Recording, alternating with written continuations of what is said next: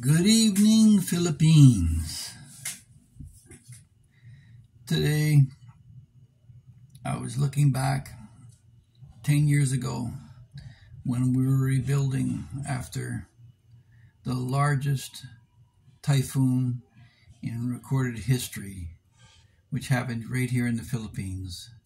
That was Typhoon Yolanda, otherwise known as Haiyan by the rest of you. And it was followed years later by Typhoon Odette, which is the second largest. But my in-laws were living in Leyte, which got the brunt of it, bang head on. Wiped out the coconut industry as it toppled trees for miles across the mountains of Samar and Leyte. And it destroyed my mother-in-law's house. It killed all her chickens. It killed all her goats. It killed all her pigs. I think one goat survived. That's right. I think there was one goat that was survived. Sorry. And their caribou was able to survive. That's it. Wiped them out. Wiped out all the crops. They were peanut and rice farmers, corn farmers. It's all gone. And they said that the coconut industry would take years to recover. At one time, the Philippines was the #1 producer of coconuts in the world, and nowadays it's Indonesia. So as the forests recover, hopefully the Philippines will recover their #1 position in that area as well. But going back over it, I was in Bohol at the time when it hit, with my wife, who was pregnant at the time with our first daughter, Bella, and the hotel we were at was wiped out. We had to go and move to another hotel that had a generator, so couldn't function at the one we were at, and so we found a more secure hotel.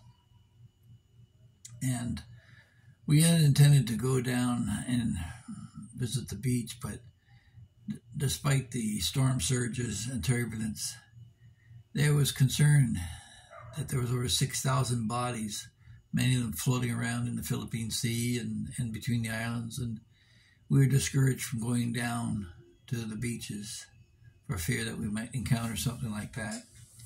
And it destroyed some of the coral bed as well because of the wave action with this typhoon. But it was just a total disaster.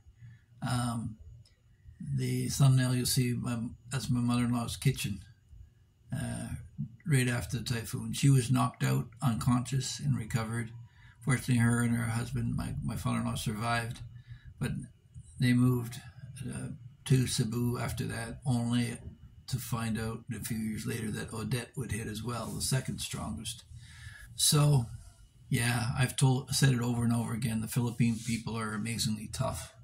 And this was an unnatural situation for Yolanda as opposed to Odette. Odette, people could go into the countryside and assist. There wasn't the panic that there was when Yolanda hit. When Yolanda hit, it wiped out all the infrastructure. You couldn't move. Even on a motorcycle, you couldn't get through to deliver food, and neighbors were stealing from neighbors and, of course, eating their dead livestock now initially. But there was no supply water, no hydropower, nothing. And it would give you an idea of what the apocalypse would be, or if there was a electromagnetic pulse that wiped out America, where people are driven back to the Stone Age. Fortunately, the storm hit the right kind of people for it, because the Filipinos, being the tough, resourceful people that they are, living on individual islands, they were able to come together and recover. But many people just simply disappeared and were never seen or heard from again. The city of Tacloban was wiped off the map. The storm surge just drove between Samar and Leyte and hit Tacloban head on. And yeah, there's videos out there of that. But I'm proud of my mother-in-law and my father-in-law. They are tough Filipinas. They are in that way out in the jungle in their farm.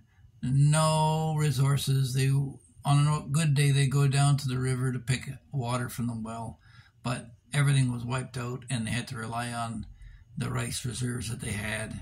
The house was gone. The old house, what was left of it, was used as a chicken coop later on, and I put a appeal out at that time. GoFundMe wasn't really, I guess, that popular. I don't know what happened, but I got one donation from one of my friends. None of my family contributed. None of my kids, my siblings. Yeah, I felt sick to my stomach that I got no response from them on this. But such is family, right? That's how you learn how your friends are, through adversity. So, yeah, in November of 2013, so in November 2024 or 2023 would have been 10 years since this disaster hit. Now you can go back to Leyte and the coconut trees are recovered, and who knows when the next one's going to hit. But new provisions were made so that the setback from the ocean is further. I think it's 600 feet, or is it meters? I forgot, but it's a good distance where you can't build on those islands. So, yeah, and other measures have been made. And the Philippines has been investing in infrastructure and has learned heavily from the lessons of Typhoon Haiyan, as you would call it. So, if you found this video interesting, please don't forget to like, share, and subscribe. I try to provide a little interesting perspective to what's available online, and please feel free to leave your comments in the section below, and have a great day. God bless the Philippines.